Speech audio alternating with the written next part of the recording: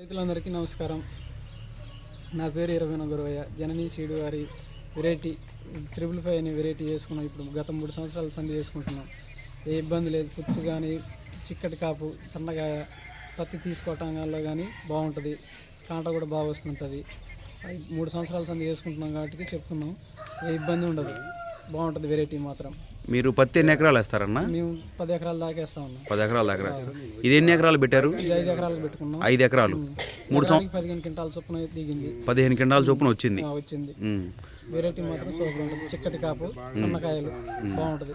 ప్రతి ఒక్క రైతు కూడా వేసుకోవచ్చు. ఒక్క రైతు వేసుకోవచ్చు. ఏ ఇబ్బంది ఉండదు దాంట్లో మాత్రం. Thank you. పుచ్చు కానీ ఏది రాదు. ఇంకా ఏమి వచ్చిందండి ఈ వెరైటీలో? ఈ వెరైటీలో మాత్రం గింజలు కూడా బాగుంటాయి. గింజలు పత్తి బుగ్గలు ఉండటం కానీ బాగుంటుంది.